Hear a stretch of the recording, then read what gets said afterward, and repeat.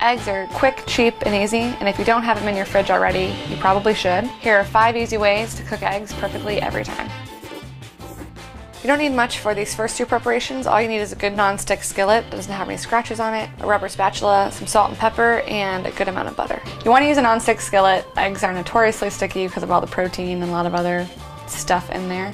And you also want to make sure that you're not using any metal utensils on the pan itself. First up, scrambled eggs, one of my personal faves. Scrambled eggs, there's a lot of different ways to cook them. This is the way that we prefer at the Tasty Kitchen.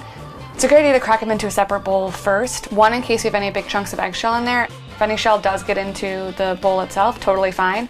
Take an eggshell that you just cracked and use that to go in and get the shell out. While it might seem easier to crack them into the pan and scramble them in there, it's not really a good even way to do it. You'll have some big chunks of egg white, some big chunks of egg yolk. Just trust me, it's an easy bowl to clean. Just throw them in a bowl first and scramble them in there. So instead of adding milk or cream, we just use a lot of butter. You start with about 2 tablespoons of butter, get it nice and foamy in the pan, and when it's pretty much all the way melted, we're gonna season our eggs with a bit of salt and pepper and any other seasonings you want, and then into the pan. We wanna keep our heat pretty low here, and we're actually not gonna move the eggs at all until we kind of see a little bit of the egg setting on the sides of the pan. When you start to see a little bit of the eggs set, that's when you wanna take a rubber spatula, and from the outside in, push the eggs towards the center and kind of all around the pan so that all the eggs are cooking pretty evenly. When they're about 3/4 of the way cooked, we're gonna do a real sneaky trick here and add a few cubes of butter.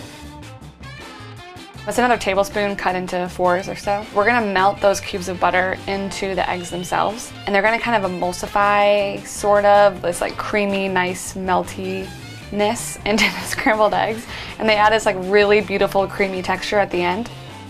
So we recommend taking them off a little bit before you think. The residual heat within the eggs will continue to cook them until they're the perfect doneness.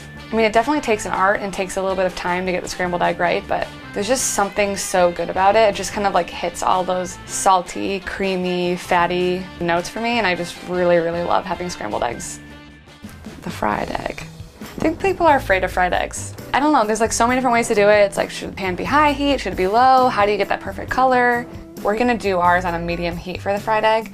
So add butter to the pan, add your egg into the butter. So you want it to be hot enough that the egg white is kind of setting when it goes in. Let it start cooking, and you wanna make sure that it's not so hot that the egg white itself is like going all over and boiling like crazy. Add just a few drops of water at this point and immediately cover with a lid. And that's gonna create a good amount of steam in the pan. So it's gonna help cook the egg white without being on such a high heat that the egg yolk will cook through as well. At that point, once it's cooked for a few minutes, you have the world's most picture-perfect egg. Really yellow, vibrant yolk. The white is cooked through. There's none of that weird, like, snotty bit that no one likes, like undercooked egg white. It just takes maybe a minute or 2 with that steam on top, and then you have a picture-perfect egg. I mean, you could Instagram that.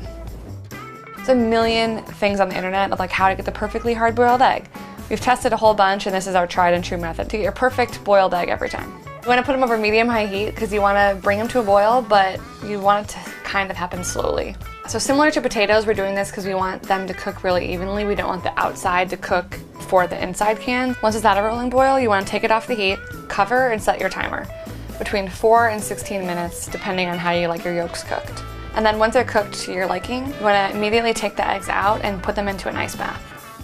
That's gonna stop the cooking right away to make sure that your yolk is gonna be cooked to your preference. If you leave them in the hot water or just like take them out of the hot water and don't cool them down, then you'll get that like really weird, chalky, like grayish green yolk, which we don't want.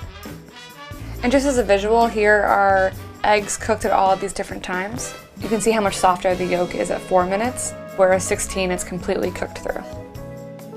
You can just cut them in halves or quarters, throw them right on top of the salad. They add like a nice amount of color and freshness, I think. They're also a really good snack as well, but there's a million different recipes you can use for hard-boiled eggs.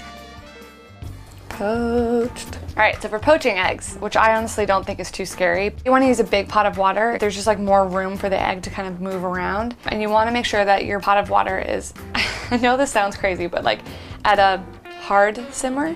Like you don't want it so boiling that the water is really disruptive and it's gonna shake the egg a ton, but if it's not moving at all, then the egg will just completely sink to the bottom and there won't be any movement rolling that egg white over the egg yolk. Similar to scrambled eggs, you're always going to want to make sure that you're cracking your eggs into a bowl first. And then we're going to do a little whirlpool trick. So you're going to stick your spoon in, swirl the water, and then that center whirlpool is where we're going to drop our egg into. As it's slowing down is when you want to add your egg. If it's still going too heavy, if the whirlpool's too fast, then the egg's just going to be like, whoa. You want to let the egg go and do its thing in there until you kind of can't see any of that translucent egg white anymore. With a poached egg, you want the egg yolk to still be quite runny, but again, no one wants like a runny egg white. And that is a poached egg. So we're gonna blot it, get all the extra water off there, and then you're ready to eat. So that's the traditional method, but if you were doing a whole bunch, we've got a trick for you. So instead of a big deep pot, we're just gonna use like a saute pan that has flat sides, like 3 or 4 inches deep, that you can put some of these heat-safe glass bowls and have them completely covered in water. And for this one, I can do like 3, maybe even 4 at a time, depending on how big your bowls are and how big your pot is. And then, same deal, you want to crack your eggs into a separate dish. But what I'm going to do is actually go from one dish to another. And what that bowl is going to do is it's going to keep the egg contained in that space. This is cool because you can get a nice rounded shape every time, but it's going to look a little bit different than your classic poached egg. If you're just doing this for your friends and family at home, I don't think anyone will mind. It'll still taste the same. It's easier for you to do a whole bunch of them. And then it's a little less intimidating way to approach poached eggs. Really good, nice, soft, delicate way to have an egg. And it's also kind of an impressive way to serve something that's pretty cheap. I love poached eggs. Yeah. Are poached your favorite? Wait, do we know? I think my problem is I don't have a favorite. I like them all. If I had children, they'd be eggs. Can't really choose one, right? Depends on the day.